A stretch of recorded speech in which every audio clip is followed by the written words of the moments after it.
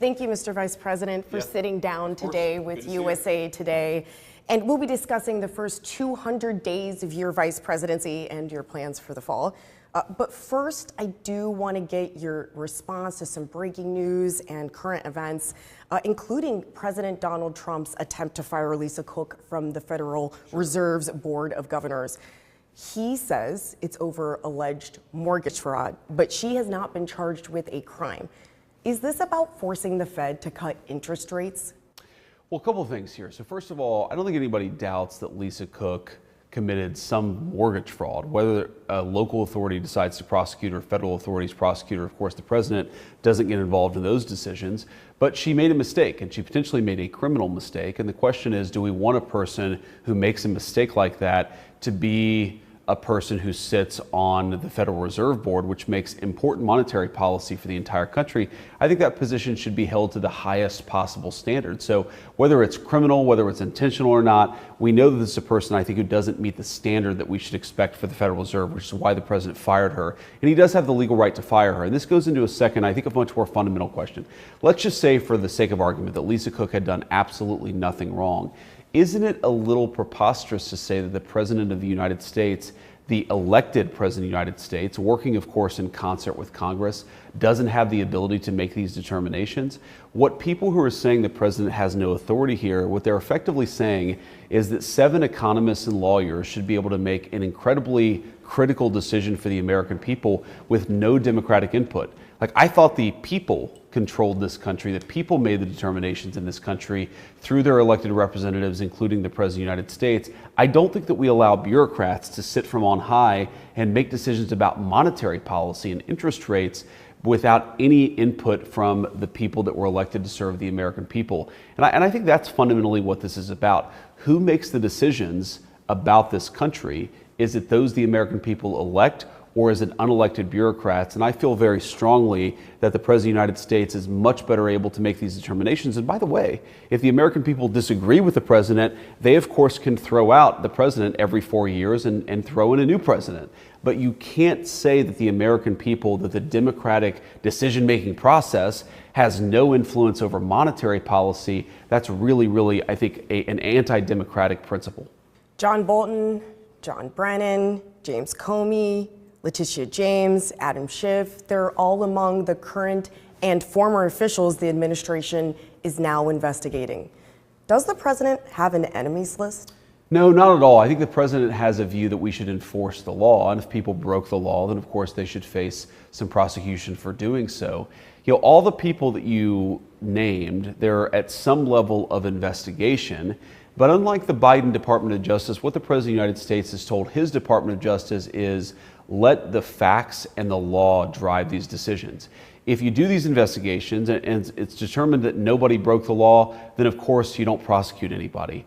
But if you have people who broke the law, if you have people who violated the public trust, if you have people who mishandled critical information in a way that harmed the American people, and they've committed a violation of the law in the process, of course you've got to prosecute people. I think unless you prosecute people who broke the law, you don't have a real constitutional republic. So no, the president has been willing, frankly, to pardon people from the other side of the political aisle. In my hometown of Cincinnati, P.G. Sittenfeld was prosecuted by the last Department of Justice. The president issued that pardon. He's sort of a famous Democratic official. This is not about politics. This is about the law. And if the president thinks a person has been unfairly prosecuted, he'll pardon that person or commute their sentence. If he thinks a person has violated the law, whether they're a Republican or a Democrat, he's going to encourage his Department of Justice to go after that person.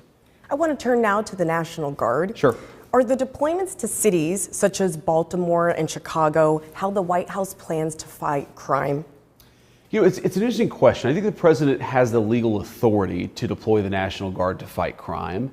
And obviously we're going to do things that are in compliance with the legal processes of our country. But the president said a couple of times in the past couple of days that he really wants this process to be driven by the local authorities here, whether it's the state government or the local mayors. And I think that makes a lot of sense. I mean, look, we don't want to go in where we're unwelcome. There's a political reason, because what might very well happen is that these people, mayors or local governors, stand up and say, we don't want the National Guard, this is a dictatorship, Trump is a fascist, blah, blah, blah, blah, blah. We don't want people to stand up before a press conference and accuse the president of being a fascist, accuse the National Guard of being part of some dictatorial coup, when in private they're actually thanking us for bringing law and order back to these communities. So there's a political reason not to do it. There's also just a basic cooperation reason to do it. I mean, look, if you look at Chicago, if you look at Baltimore, if you look at Los Angeles, these cities have murder rates that are totally unacceptable in the world's wealthiest country. We should want, whether you're black or white or rich or poor, you should be able to walk down America's city streets in safety and in comfort. You should not, if you're the mom or a dad of a young kid, have to cross the street when you're walking through San Francisco in broad daylight because there's a crazy person screaming at you on the street corner. We should have some basic level of comfort and security in our streets.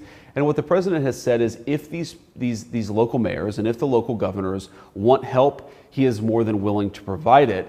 I think that he could provide it even without their request. But fundamentally, the president, I think right now what he said is we want to work together with these localities. We want to bring law and order back to American streets. We want to make America's cities safe again, but we want to do it working in concert with local authorities. And that right now is where the president is. Right, but would they be indefinite? How long? You're saying if we deploy the National Guard, how long would they stay? Mm-hmm. Well, I think fundamentally that would be up to the local governors, the local authorities, in concert with the President of the United States to make those determinations. I think you obviously have to make that determination based on the local crime rates, what's happening with murder, what's happening with armed robberies, what's happening with carjackings. I mean, we don't want indefinitely to put National Guardsmen on the streets of our cities. We just want to make those streets more safe. And I think once we've accomplished that goal and created, some local foundation for the local police to continue to police those streets successfully, then I think that would sort of accomplish the goal, and that's what we would need to do. In DC in particular, which is of course the only place where we've done this, I think the president's view is 30 days is probably not enough. If you look at how bad the crime problem has gotten here, how bad the armed robberies have gotten, how bad the carjackings have gotten, I don't think 30 days is enough. But what we really want with Washington, D.C. is to put it on a sustainable footing where the local authorities and the local police could actually bring safety back to the streets of Washington, D.C. I think you may have been in the press conference yesterday. There were a couple of journalists who talked about being mugged on the streets of Washington, D.C. I mean, a dear friend of mine who used to live in Washington, his then girlfriend, now they're married, but when they were dating, she came back home crying because she had been mugged at a CVS in the middle of Washington, D.C. This is crazy. We don't have to accept this. I think our message to the American people is we don't have to live like this.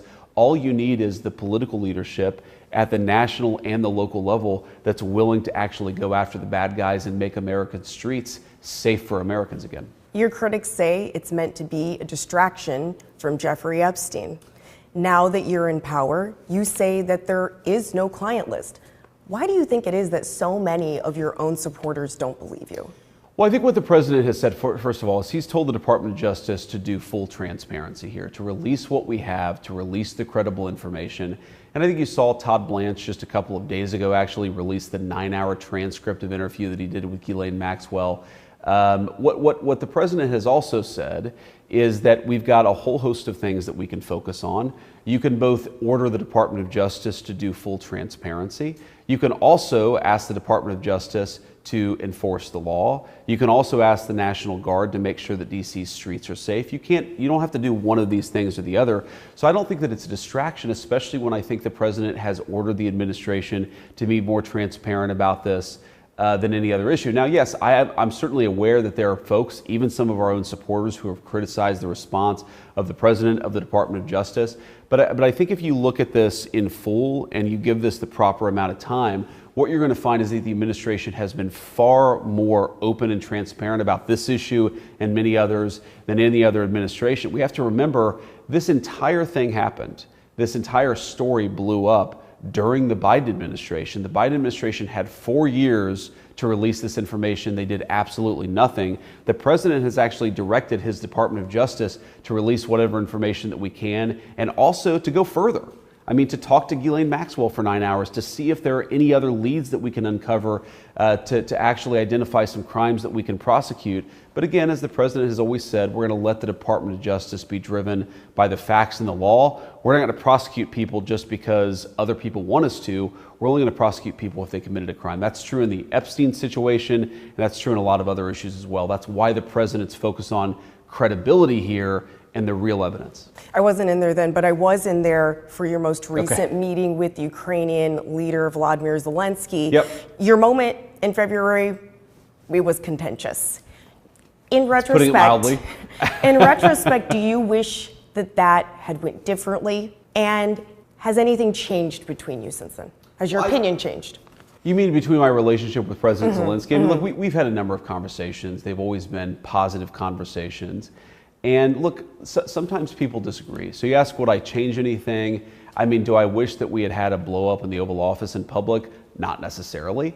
But do I think that it actually elucidated some of the real issues of disagreement between the United States side and the Ukrainian side? Yes. And I think that was useful for the American people to see.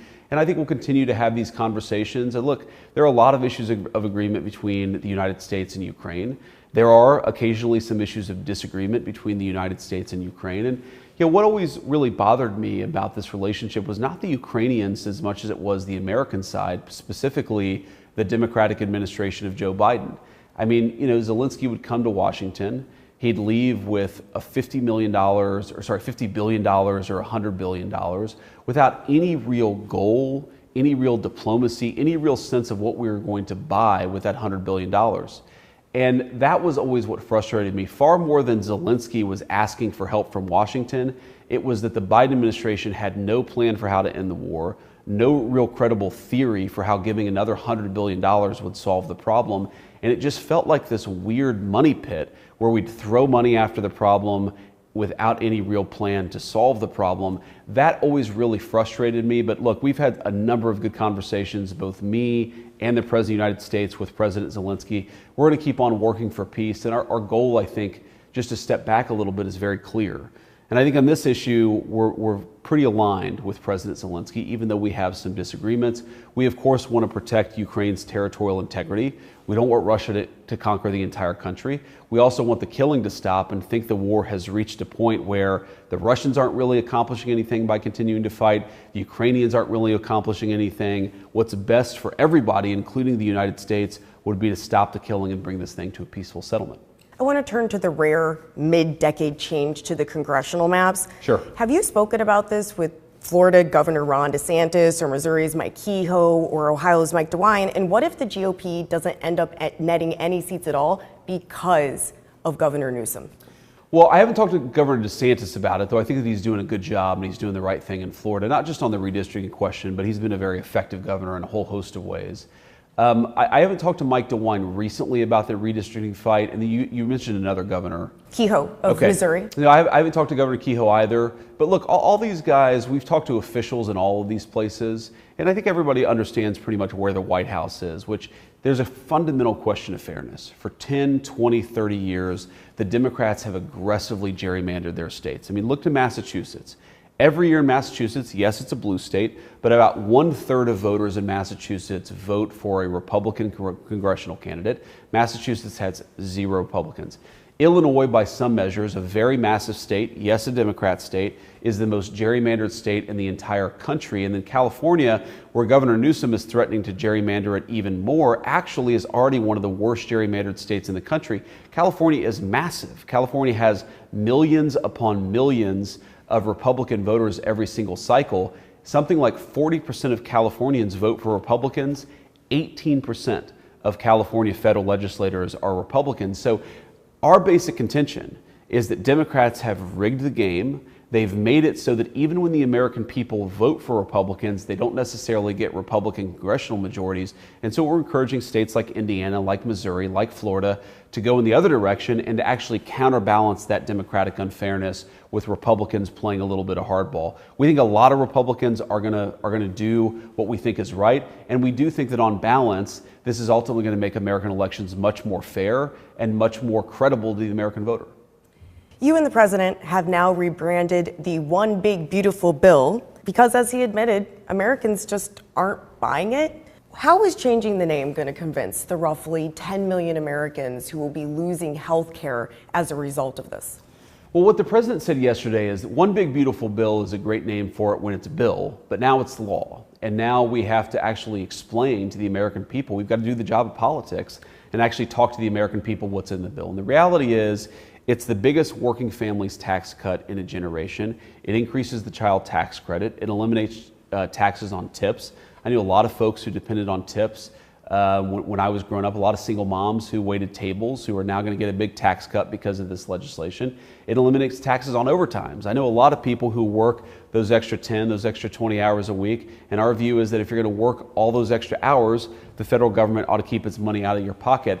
And there's a lot of other good pieces of good tax news for the American people that we just got to talk about. We got to make sure that people are aware what's actually in this legislation, because I think when they realize what's in it, they're going to be very gratified that their federal government is working for them. And the most important thing is we're making it easier to build a business, to create a job, to work a job in the United States of America, while simultaneously punishing people for building businesses overseas. We want to invest and save and build things in America and reward people for doing so. But if you're going to build a factory in some foreign country, that's what the tariffs do. The tariffs actually penalize you for building overseas, while the working families tax cut rewards you for building something here in the United States of America. And I think it's part of a whole economic agenda that finally puts the federal government back on the side of American workers and back on the side of American businesses. So I don't think it's you asked about the healthcare question. So if you actually look at what we've done on rural healthcare, we inherited a country where the rural healthcare system in this country was completely falling apart because the Biden administration had chronically underinvested in it. Thanks to the working families tax bill, we put billions of dollars into rural healthcare that's going to solidify some of these rural healthcare systems. And the only people who are going to lose access to federal healthcare benefits are two groups. Number one, people who refuse to even look for a job. And number two, people who don't have the legal right to be in this country, illegal aliens. I happen to think that if you won't even look for a job and you're in this country illegally, you should not receive federal health care benefits. That is a principled disagreement with our Democratic friends, but it's a disagreement and it's something I think the American people support, and I think they're on our side, again, especially when they learn what's in this legislation that's going to help them out. As Vice President, you're a heartbeat away from the presidency, and your boss is one of the oldest people to ever be sworn into office. You're one of the youngest people to ever be second in line. Are you ready to assume the role of Commander-in-Chief, and why should Americans trust you to lead the country? Well, I've gotten a lot of good on-the-job training over the last 200 days, but also say that the president is in incredibly good health. He's got incredible energy. And while most of the people who work around the President of the United States are younger than he is, I think that we find that he actually is the last person who goes to sleep. He's the last person making phone calls at night, and he's the first person who wakes up and the first person making phone calls in the morning. So yes, things can always happen. Yes, terrible tragedies happen, but I feel very confident the President of the United States is in good shape, is going to serve out the remainder of his term and do great things for the American people. And if, God forbid, there's a terrible tragedy, I can't think of better on-the-job training than what I've gotten over the last 200 days. What does Usha think about you running for president in 2028? I think she thinks what I think, which is let's focus on the job that we have right now. Let's do as good a job as possible. And if that door opens later on, we'll figure it out then. Well, you have young children, and you've talked about the privacy that the Naval Observatory affords you. I mean, is that one of the things on your mind, the public scrutiny that would come along with that? Oh, sure. I mean, with any job, you have to ask yourself, what effect is it going to have on your family?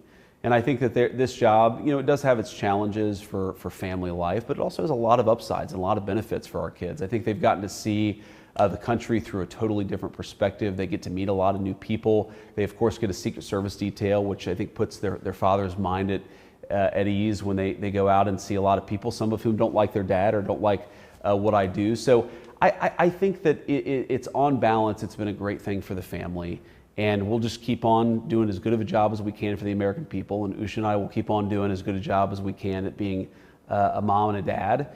And I think, again, it does have its challenges, but it's worked out for the kids. They're happy, they're healthy. Our kindergartner, or I should say our 5-year-old became a kindergartner yesterday, had his first day of kindergarten. And yeah, we showed up to the car line with a few more cars than is normal for most families. But on balance, I think this job has been a great blessing, both for me personally, but for the family. And what I hope is that it's been a good thing for the American people, and I work every day to make sure that it is. Well, you say you're not measuring the drapes. Yes. But there's quite a bit of gold over in the Oval Office these days. Is that your aesthetic? Is that how does that fit in with the hillbilly elegy, J.D. Vance of Ohio? Well, the president obviously has his very distinctive style, and he's made billions of dollars building beautiful buildings all over the world. What I really like about the Oval Office is that it's brighter. The first time that I ever walked in the Oval Office was January 21st of this year. I was, of course, the new Vice President of the United States. It was an amazing thing. I was overwhelmed by the grandeur of the office, all of the incredible history that had been made. But if I was being honest, it was the middle of winter. The drapes were closed. It was very dark. It had kind of a dark and gloomy feeling. This is the workplace of the leader of the free world. It should be a little brighter. I like what the president has done to it. And it's funny, we have 3 kids. We have an 8-year-old, a 5-year-old, a 3-year-old. Our 8-year-old, it's funny, I think he would probably say his favorite color is blue. Our 3-year-old, her favorite color 100% is red. But our 5-year-old, his favorite color is gold. And whenever he walks into the Oval Office, he's just blown away by it because it does have this bright, lively feel. And I think it's fitting for the place where the leader of the free world comes to work every day. I know we're out of time. The final question I have to ask you, the biggest news of the last 24 hours, Kansas City Chiefs, Travis Kelce, Taylor Swift getting engaged. She endorsed your opponent in the last election. She did. Do you think that Americans just want celebrities to butt out of politics? I think by and large, people want politicians to focus on politics, and they want celebrities to focus on whatever it is that made them famous, whether it's singing or dancing or acting. But, I'm a romantic. When I see 2 people who are in love getting married, I just wish them the best, and I congratulate them, and I hope they have a very long and healthy and happy life together. I will say, as a football fan, as a Cincinnati Bengals fan, I hope that the NFL does not put a thumb on the scale for the Kansas City Chiefs. Just because Travis Kelce is now getting married to maybe the most famous woman in the world, you guys can't sort of have this. I'm worried they're going to have like a Super Bowl wedding thing this season. Can't do it. The Kansas City Chiefs have to follow the same rules as everybody else. So if we see the refs being particularly friendly to Kansas City Chiefs players, then I think all football fans should be willing to push back on the NFL and say, look, you guys got to be fair. Just because Travis is getting married to Taylor, you still can't put your thumb on the scale for the Kansas City Chiefs. Thank you so much for your time, Mr. Vice President. Good to see you.